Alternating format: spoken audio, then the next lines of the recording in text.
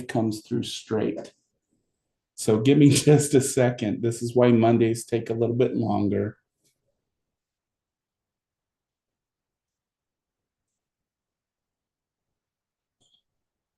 All right, it's muted. All right, there we go. So in tonight's topic, what we're talking about is the difference between sensations and perceptions. And I have to tell you guys, this has been a debate in philosophy for a long time. That is our sensations, what we receive from the world, a direct representation of that world. This is called objectification, where there is a school of philosophy that believes that anything we haven't seen in sensation is not represented in our world. Therefore, sensations are a direct representation of our experience. Okay. But there's also a lot of evidence that suggests that our experiences, our expectations cloud what we see in our sensations. And it tells us what we see, what we hear, and what we feel. So there's not a direct representation between sensations and how we perceive the world. Okay, so I'm going to go through this in kind of a definition way. Wait, first of all, I'm going to say sensation is the process of receiving information. So with sight, we see light wavelengths hit against the back of our eye, and those wavelengths then are received. We hear audio wavelengths, and they're perceived by our ear. They're received in our ear system.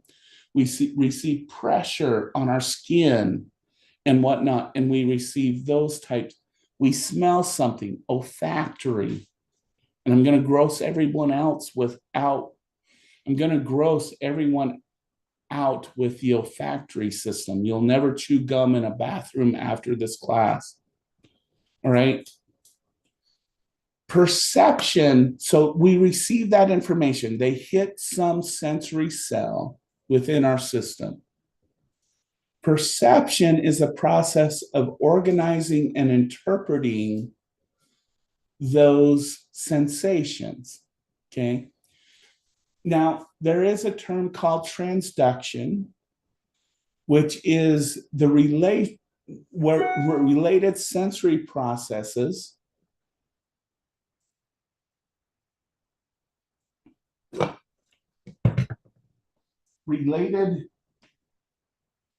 sensory processes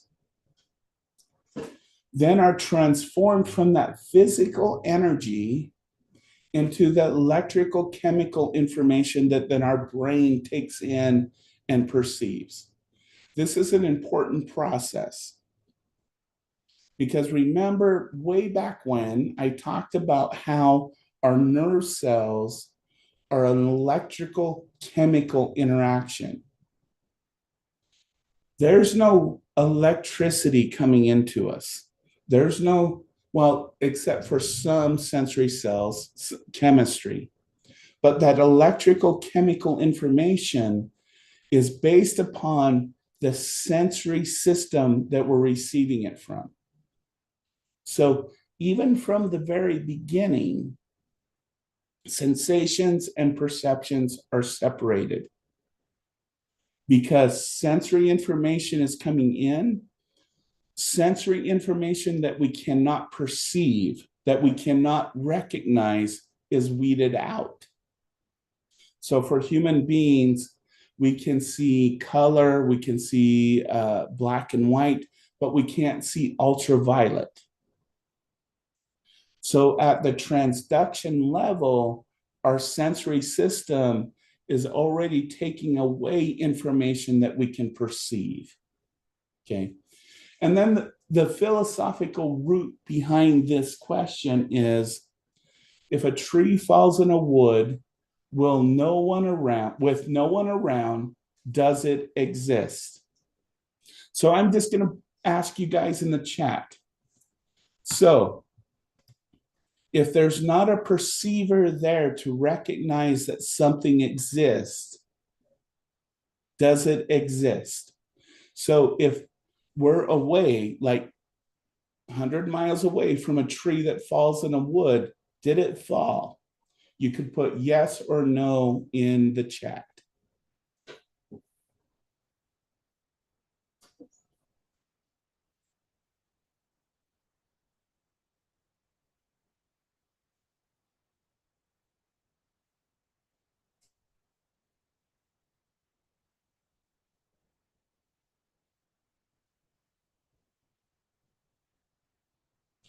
I'm seeing a lot of yeses.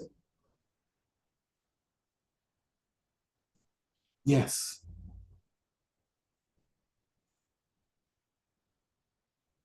So now here's another challenging question. If there was a tree that fell in the woods today, did you recognize it as existing? Did you perceive it? Did you sense it? Did you have a reality of it? I'm seeing a lot of yeses, a few no's, few yeses. And don't get me wrong, there's no right or wrong answer on this question. And I'm not going to be a sage and come to you guys and say, well, okay. There's no right or wrong answer on this question. This is why it's still a question. If something doesn't exist without our perception, without our sensation, does it exist? So, does the plight, I'm going to put this on a social psychological level. If I'm right here paying my bills, taking care of my family, and I'm just getting along, I don't have any expendable income. Okay. I'm just taking care of me here right now. Does a person in a third world country who starved to death today part of my reality, part of my existence, part of who I am, part of what should have I done more today that I could do tomorrow to make sure that something I had no perceptual or sensational grasp of matter. Okay. Why am I asking this question? Because this is where reality building begins. And who builds reality in perceptions? Social media, the news, people who say things are happening there and this and that, but take care of you, I'll take care of them. I'm just going into the complexity because one of our sections here soon is going to be social psychology, where perceptions are not always what we think they are. They're what other people create for us. And this is the importance between sensations and perceptions, is we don't always have the sensations of reality. We only have the perceptions. And those perceptions can be manipulated by what we read, what we view, what we see. And this is where I just want this conversation to be very poignant and important for us all to recognize. Okay, so I'm going to play this video to kind of emphasize, but I do need to stop the sharing because I realized that I did not put the voice on this. I need to do the sound. Okay, let's watch this video because it's important about manipulation of sensations. It's important about recognizing when our reality doesn't come what is expected to us. So we're going to play this. And I want you to realize there is a difference. This is my point in this lecture. There's a difference between what we see and what we perceive.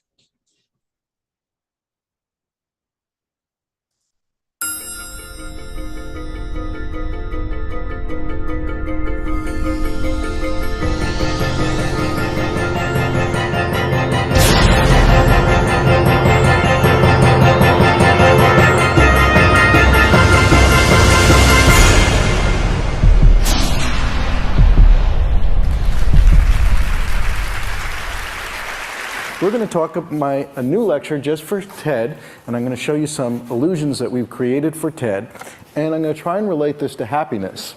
And what I was thinking about with happiness is what gives happiness, or happiness which I equate with joy, in my particular area. And I think there's something very fundamental, and I was thinking about this. And it's in terms of both illusions and movies that we go see and jokes and magic shows, is that there's something about these things where our expectations are violated in some sort of pleasing way. You go see a movie and it has an unexpected twist, something that you didn't expect, and you find a joyful experience.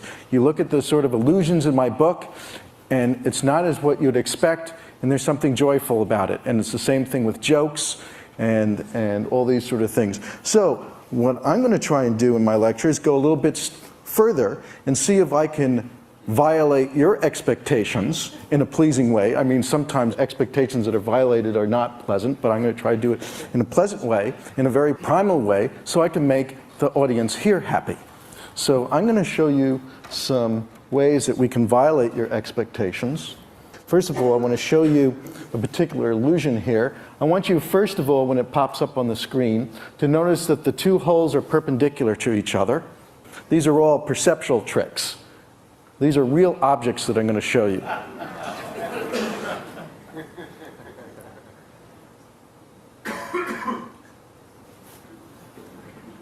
Now, I'm going to show you how it was done. I've looped the film here so you can get a very interesting experience. I want you to see how this illusion is constructed, and it's going to rotate, so you see that it's an inside-out thing. Now watch as it rotates back, how quickly your perception snaps. Okay, now watch it as it rotates back again, and this is a very bright audience. All right, see if you can stop it from happening, even though you know 100% it's truth. Bang, you can't undo it. What does that tell you about yourselves? We're going to do it again, no doubt about it. See if you can stop it from happening. No, it's difficult. And we can violate your expectations in a whole variety of ways about representation, about shape, about color, and so forth, and it's very primal. And it's an interesting question to ponder why these things, we find these things joyful. Why would we find that joyful? So here's something that Lionel did a while ago. I like these sort of little things like this. Again, this is not an optical trick. This is what you would see.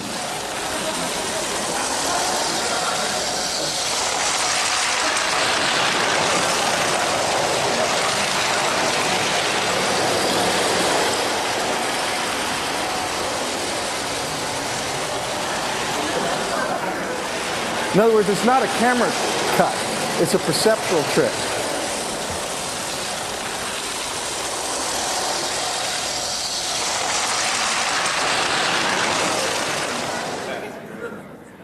Okay, we can violate your expectations about shape. How does that work?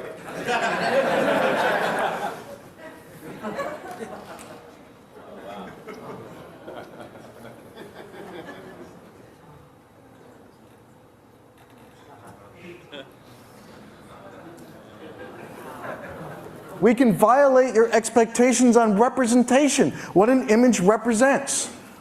What do you see here? How many of you here see dolphins?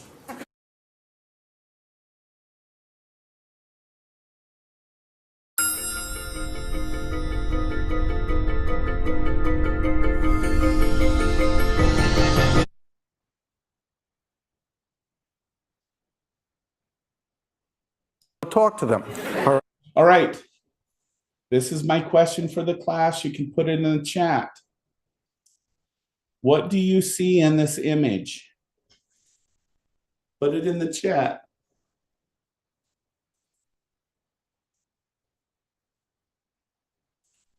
What?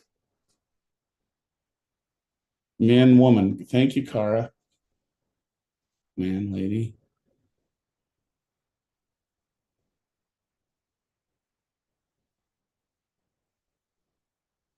All right. You perverts. I saw one of you get it correct. All right. So this is what you call a reverse ground thing, and he'll explain it here in just a second. This is an example of perception by experience. Children who are prepubescent, who haven't been, as the speaker will put, ruined yet. Children, what they will see is they will see all of these dolphins going in and out of the water. But perception by experience, when you're post-pubescent and you're getting into adult, the thing that you tend to see is only the male-female perception, the two people embracing, which he'll explain in a minute, just here in a second, actually. But this is an example of how sensations and perceptions are not always one-to-one, that based upon our experience, like young children will tend to see all of these little dolphins.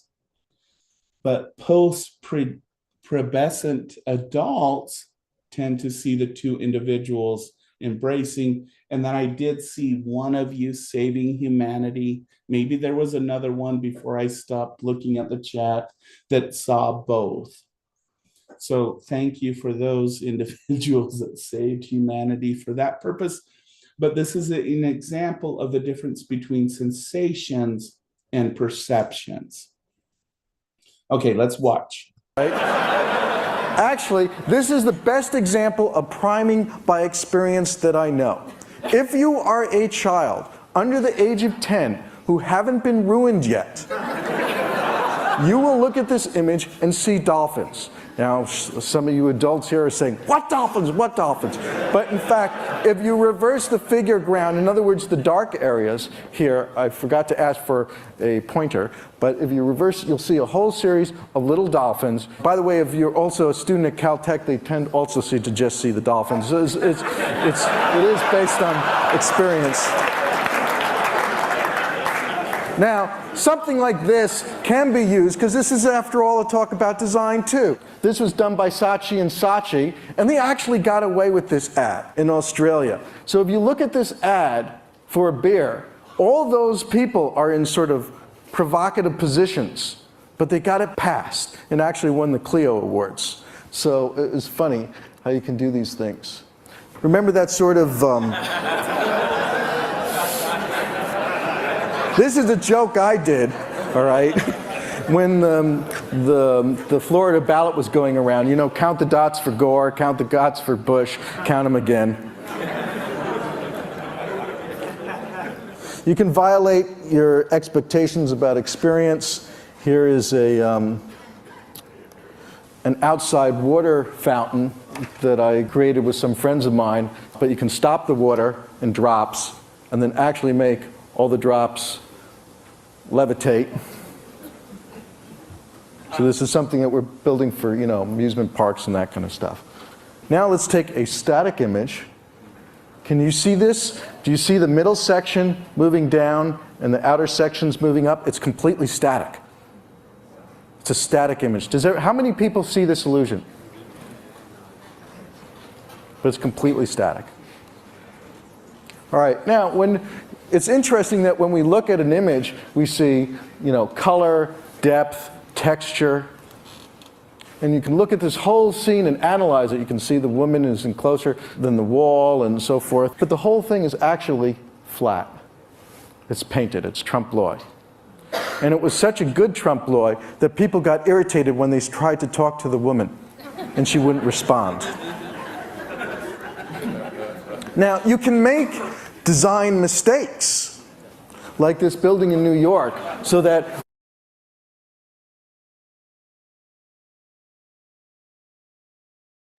All right, class, this is something that is interesting as far as engineering is concerned. If you look at both of these buildings, this is one side, this is the other. So one's right side, one's left side. If you look at the left side, it looks like the left is aiming up, the porches, but the right side, the porches are leaning down. But if you stepped out on them, they'd be equally level, meaning you wouldn't slide down on this one and you wouldn't have to climb up on this one. This again is the difference between sensations and perceptions. The reason why, if you go to a large tower and you go to one side of the building and it seems like the patio on the outside is sloping up, but if you go to the other side, it looks like it's sloping down, is because perceptually, they have to make it so that the patios look even.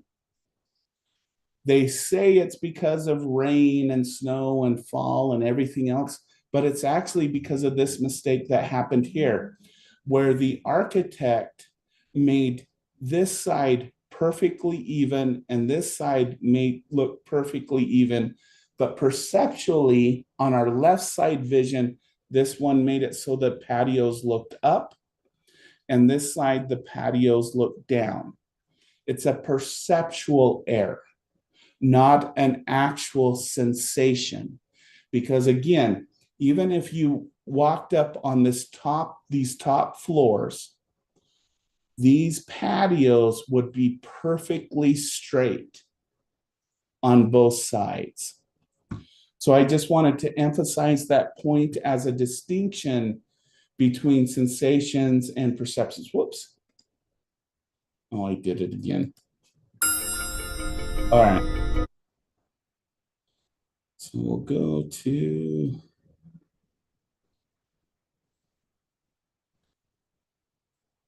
so that when you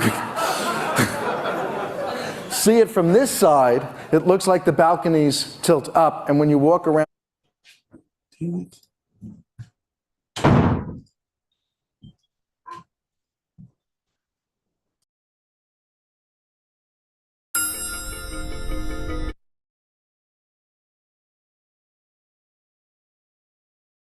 so that when you see it from this side, it looks like the balconies tilt up, and when you walk around to the other side and look, it looks like the balconies go down. So there are cases where you have mistakes in design that incorporate illusions. Or you take this particular unretouched photograph. Now, interestingly enough, I get a lot of emails from people who say, is there any perceptual difference between males and females? And I really say no. I mean, women can navigate through the world just as well as males can. And why wouldn't they? However, this is the one illusion that women can consistently do better than males in matching which head, because they rely on fashion cues. They can match the hat. Okay, now getting to a part, I want to show design in illusions. I believe that the first example of illusions being used purposely was by Da Vinci in this anamorphic image of an eye, so that when you saw from one little angle was like this.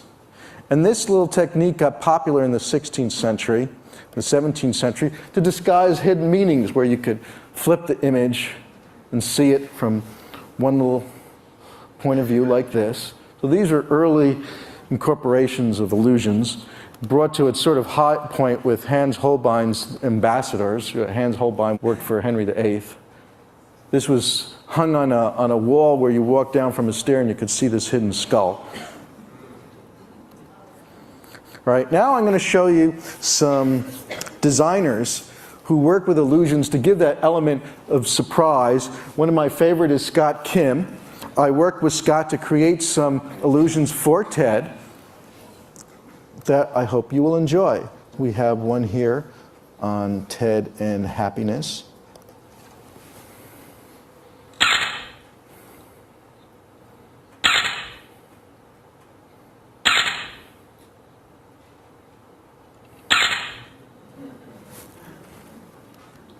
Okay, now, Arthur hasn't talked yet, but his is going to be a delightful talk, and he has some of his really fantastic machines outside, and so Scott created this wonderful tribute to Arthur Ganson.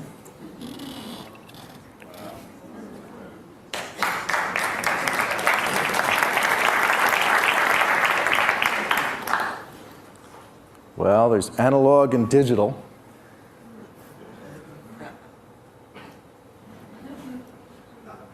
Thought that was appropriate here. And figure goes to ground.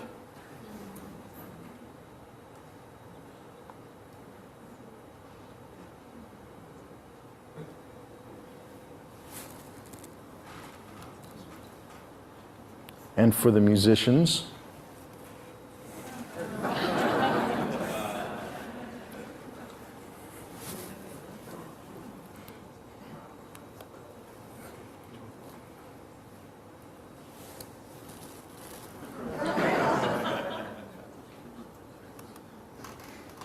and of course, since happiness, we want joy to the world.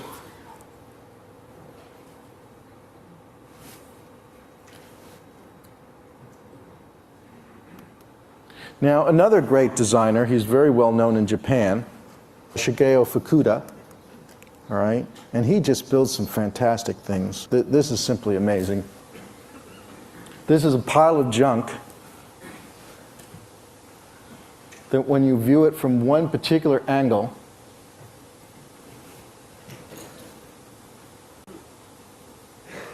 you see its reflection in the mirror as a perfect piano.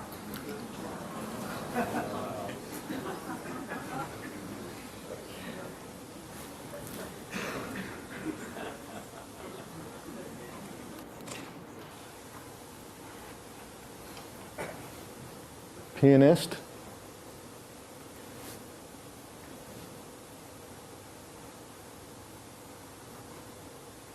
Transforms to a violinist. This is really wild.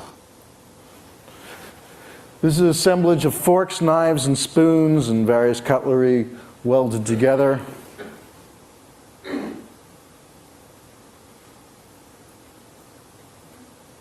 Look at a shadow of a motorcycle.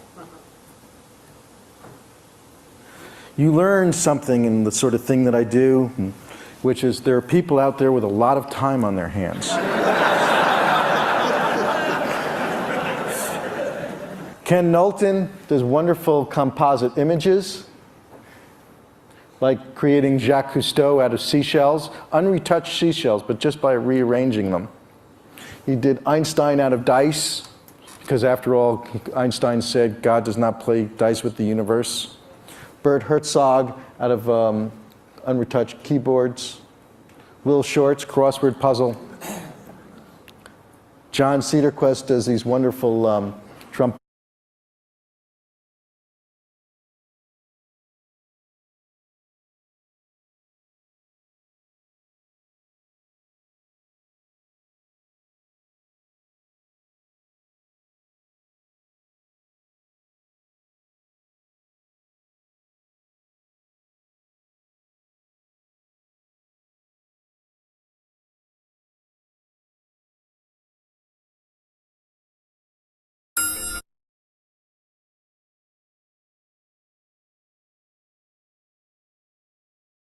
Out of dice, because after all, Einstein said God does not play dice with the universe. Bert Herzog out of unretouched keyboards. Will Short's crossword puzzle. John Cedarquist does these wonderful trompe-l'oeil cabins.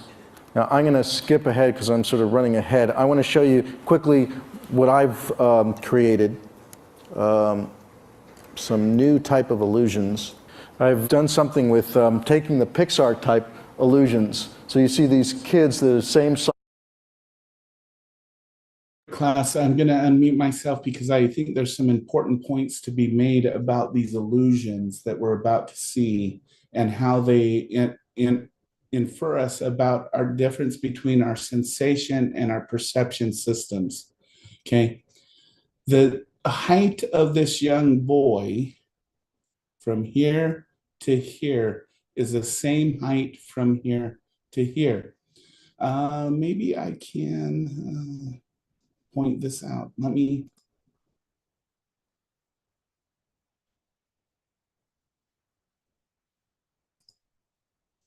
Okay, so I'm going to use this line here and this line here.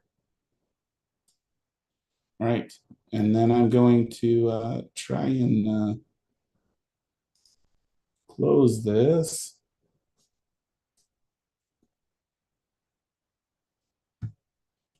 I'm going to take this line. Whoops. I'm going to take those two lines.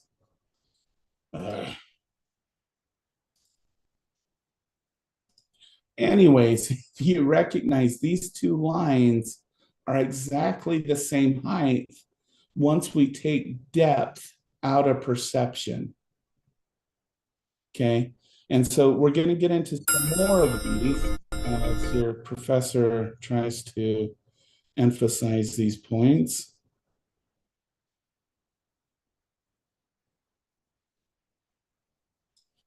Running down the hall. Actually, I need to.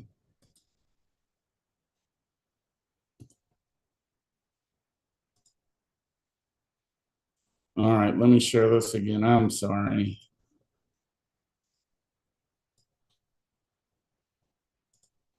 I want to go back to an image. I'll finish with this for now. I want to go back to this image right here. Now, can you believe these two tabletops are the same? All right.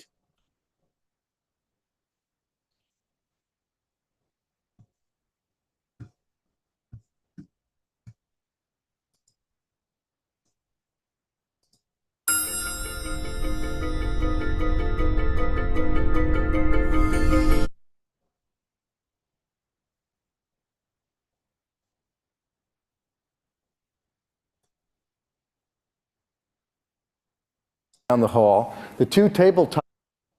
These two tabletops are the same exact size. So if you were to measure from here to here, and then from here to here, it would be the exact size from here to here, from here to here. But you can see this one seems more square, and this one seems more rectangular.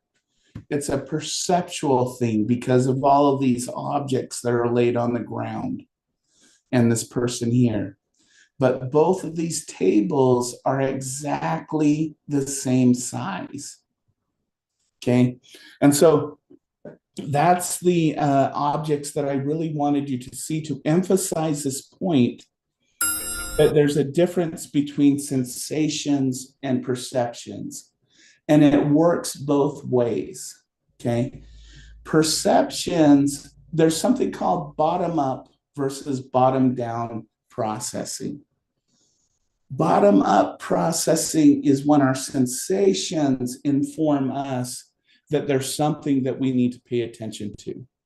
So obviously, if there's something in our danger, if we're eating something that's bad for us, if we're smelling something noxious, those sensation systems are going to override our perceptions that maybe we're in a happy mood, things are going right, but then there's something that the sensation system is going, hey, no, no, no, no, no, no, pay attention.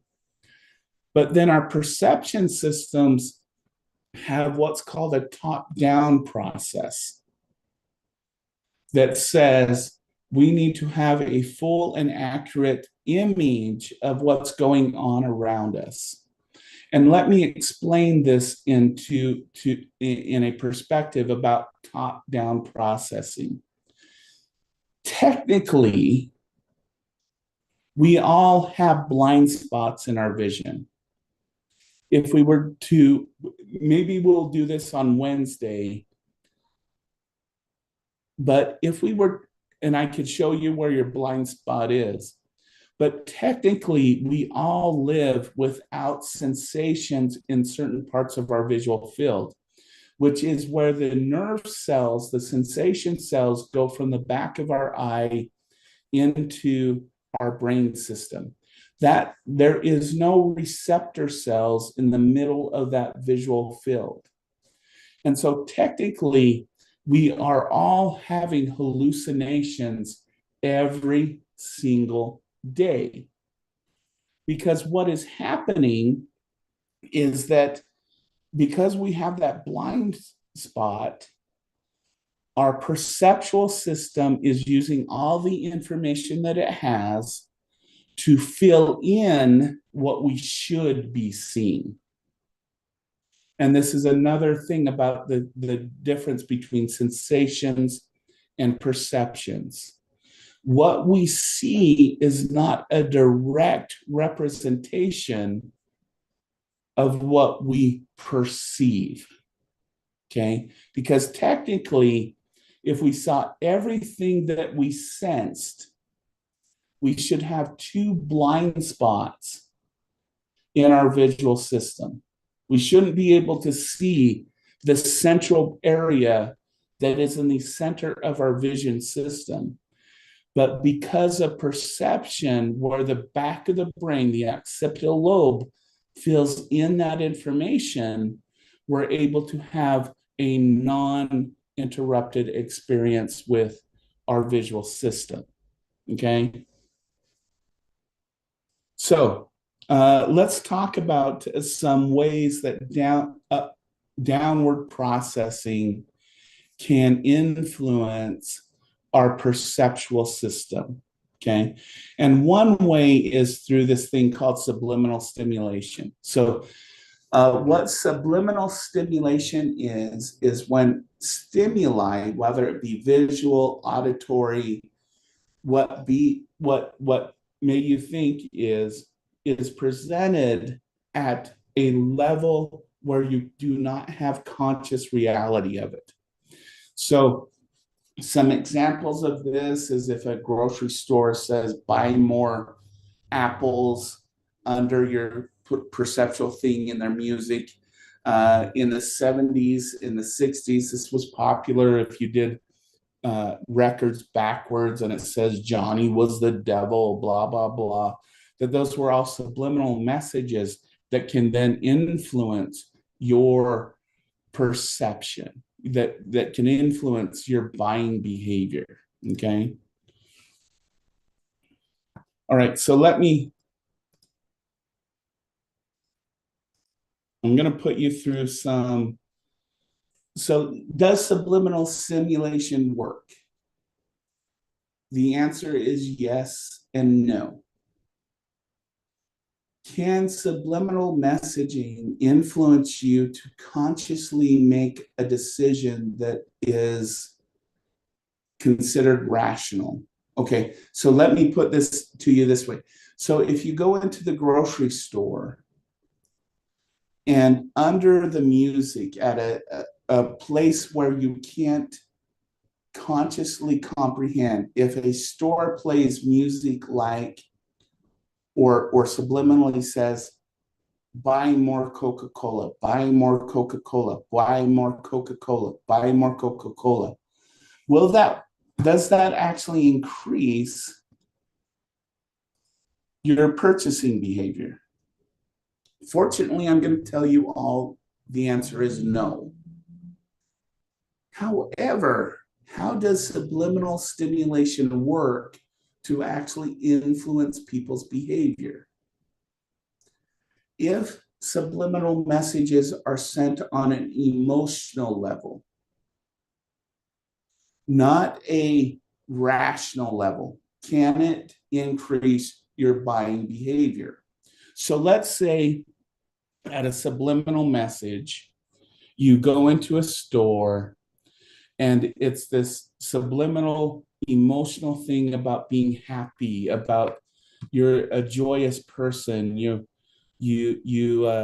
love life, that everything is cool, that everything is wonderful. Maybe they're doing "Don't worry, be happy, men" on a subliminal message. But then you see a sign that says, "Happy people buy more Coca-Cola." Will that increase your purchasing behavior? Yes, it will. On the subliminal message, if you're feeling happy and the message is that you're happy, and then there's an advertisement that says something like "Happy people buy Coca-Cola," your purchasing behavior will increase. If there's a subliminal message that just says "Buy more Coca-Cola, Coca-Cola is cool," blah, blah, blah, it won't do anything for you. Okay. If you want to test this hypothesis and want to see if this actually works,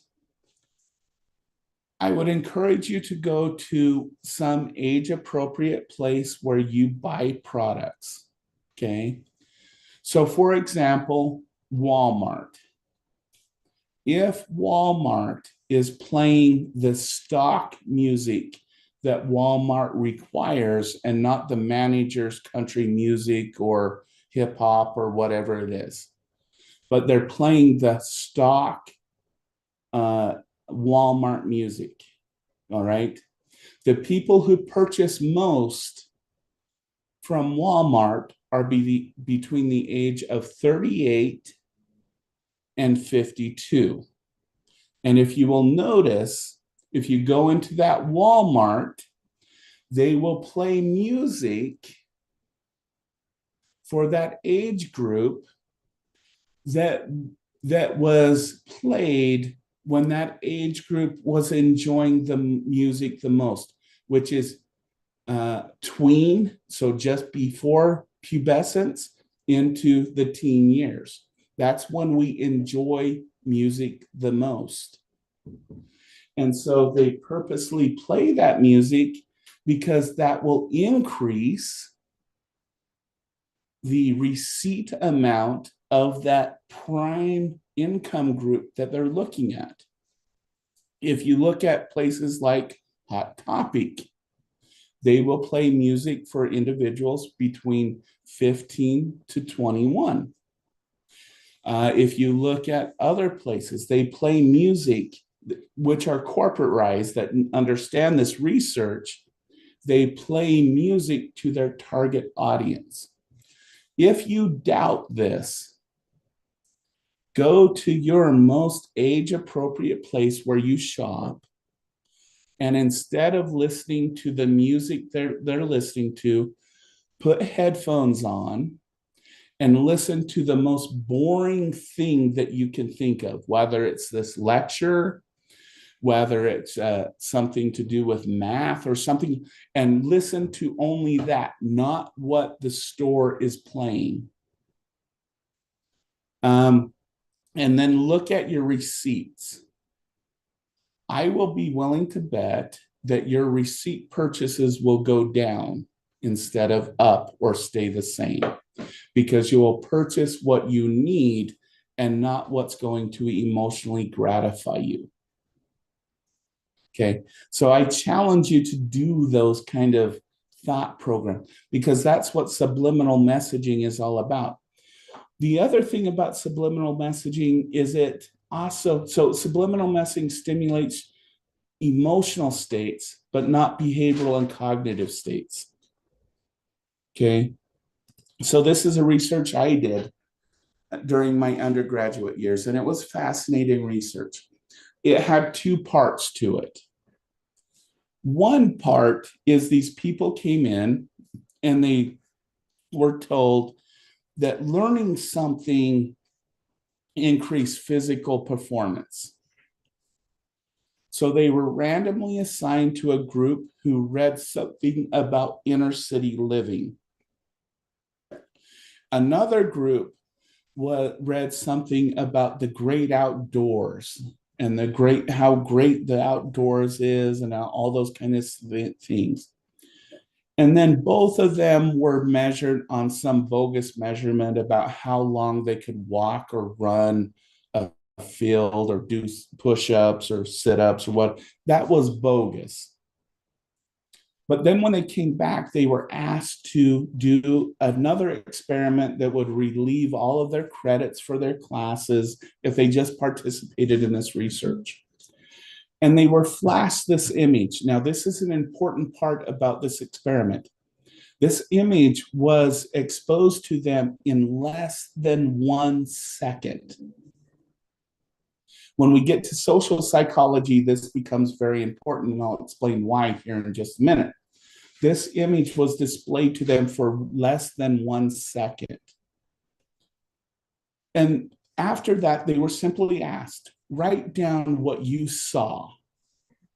What did you see in that image? The participants who read the story about inner city living, you can see that this individual, I don't think he looks totally white, but he became black. All of these guys were wearing hoodies. This dog was not recognized. This fire, it became, you know, in those movies when homeless people are gathered around that barrel and that flame, this became a barrel with flames coming out of it. And this cup this guy is holding right here became a gun. Versus the people less than 1 second who saw this image, who read something about the great outdoors. Most of them recognized the dog. Most of them recognized this was a campfire. Most of them recognized that this was a drink. Most of them recognized that these guys didn't all have hoodies and weren't homeless. It was peaceful. But this image was only presented to them for fractions of a second. Okay. And so this is what we call priming by effect, that our previous experiences influence what we perceive, not what we sense.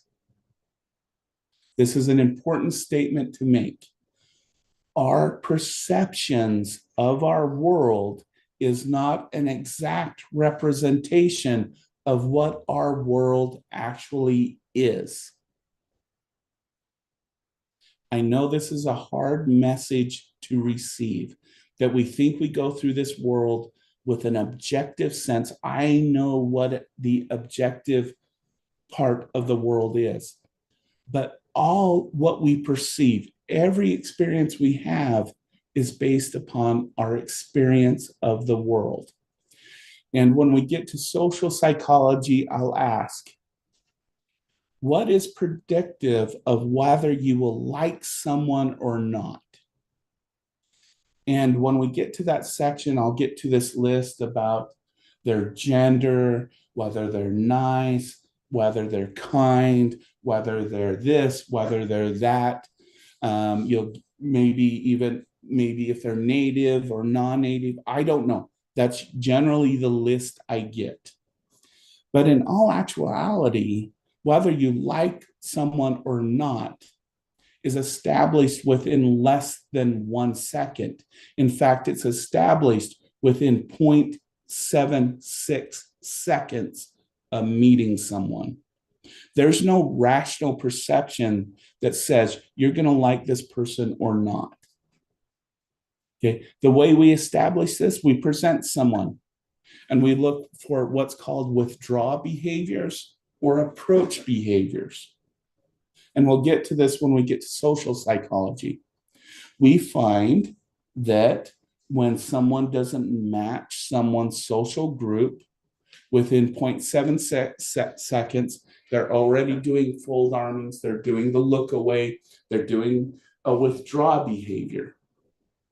And we find that by looking at that and then looking at future liking behavior, that 0.7 seconds actually predicts whether you will like someone or not like someone more than whether you learn that they're a nice person or an awful person.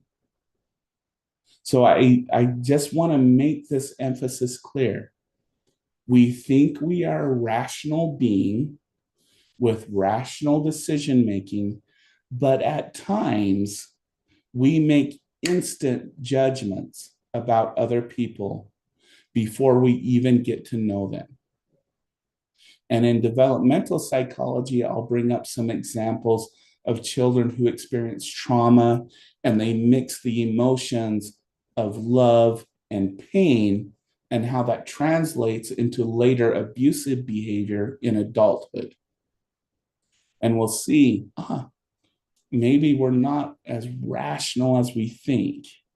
And that's my point here, is that for us to progress, we have to go beyond our natural tendencies and learn stuff that we're not comfortable with, that we may not like, as we can see in the broader social culture. But I'm going beyond sensation and perception, and I'm getting on a different note. So I do want to end with this on the psychophysics end. Psychophysics is the relation between sensations and perceptions. When can we notice a sensation and perceive it? Okay. And there's some things that we should note in this conversation before we end tonight. Absolute threshold is the, Walker, you have your hand up. You didn't mention the last time you said, like, for dating or for somebody you have to date someone you're uncomfortable with. Is that the sense of what you're saying now? Like, So Leanna, yes. So when I get into developmental psychology, I'm going to mention the difference between language and emotions. And let me just do this conversation since we're near the end of today, and when we come back from a break, we'll get into this. Okay, is in psychology, even though we don't do it in popular culture, we differentiate between emotions and feelings. Emotions are our physiological response to whether something is right or wrong in our environment. In psychology, feelings are our cognitive interpretations of those emotions. They're the label we put upon it. What we will learn is, and I think I emphasized this point earlier, is that we are all born with archetypes. If we look cross-culturally, we are all born with an archetype of a mother. We are all born with an archetype of a hero and a villain. There's some debate. I know I hate to do this with dads in the room because research shows dads are important too. The research isn't so clear on being born with a father figure. Okay. What we know through history and cross cultures, we're born with hero, villains, mother.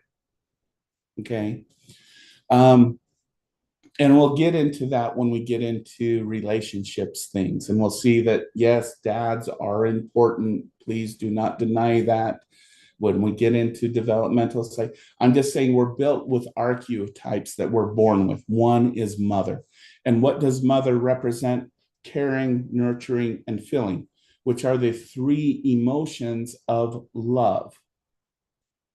So we're born with this archetype that caring,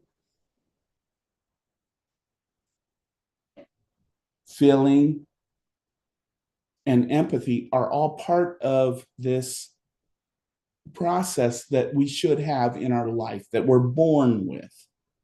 All right. But let's say we're born into an abusive environment.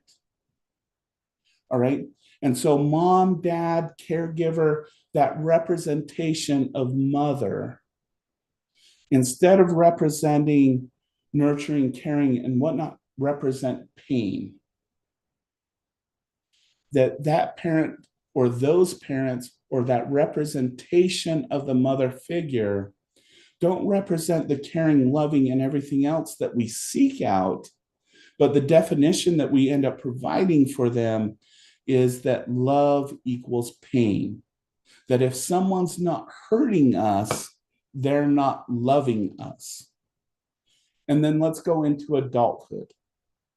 And we'll end with this tonight, going into our other topics for this week. So going into adulthood, you have misrepresented the emotion of love and the feeling of love.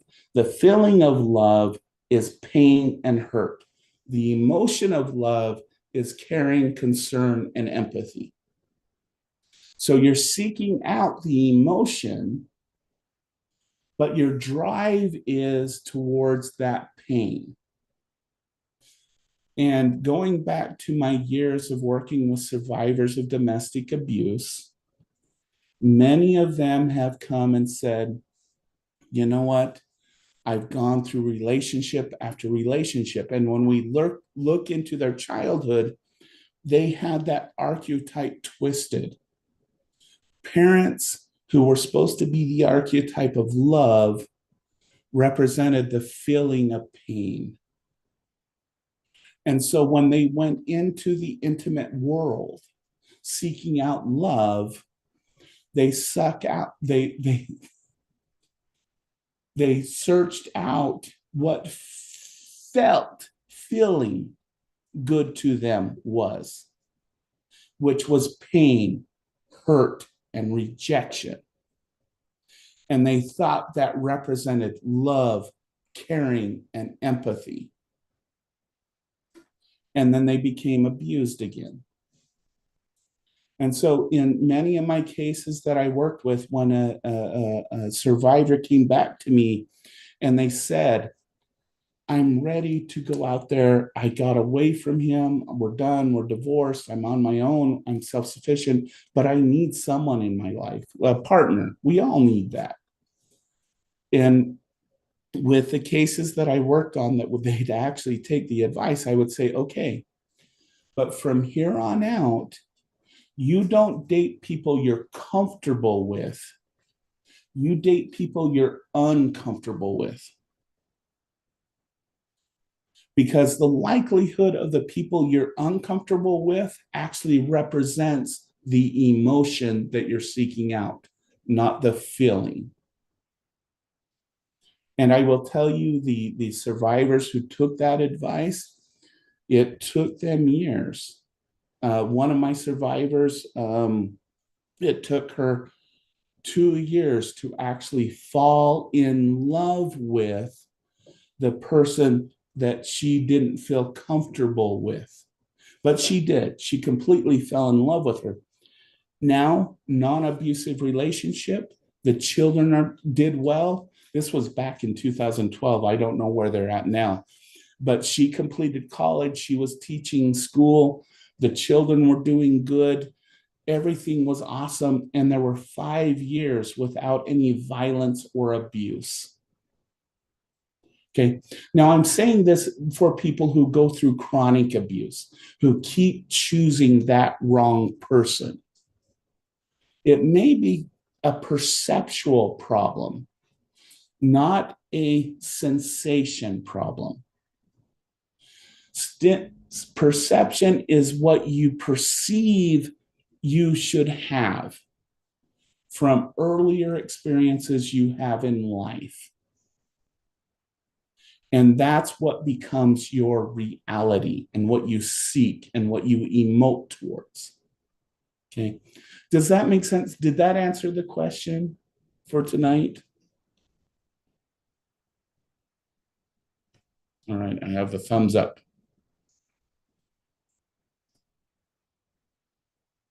All right. Thank you, Christy. All right, gang. So I think that emphasizes enough between sensations and perceptions.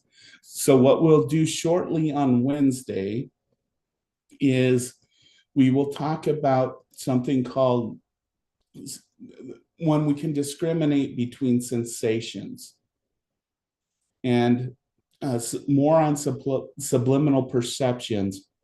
And so we'll talk about what is our perceptual system? What is our sensational system? And we're going to find out that we have an amazing sensation system. We can actually detect a lot more than what we give our system credit for. And we're going to learn that it's our perception system that we should probably work on when we're dealing with issues of not understanding our environment. Okay, gang? Is there any questions, comments, or anything left for tonight?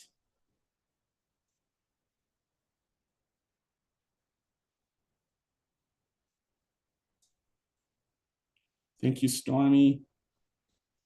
Thank you, Christy.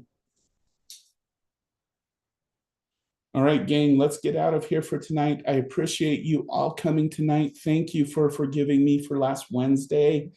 Take care. You are my favorite class. I just want to put that out there. So please show up on Wednesday. We'll finish this up and we'll get ready for after our spring break. Take care, everyone. Have a wonderful evening. Thank you. Bye-bye. Thank you.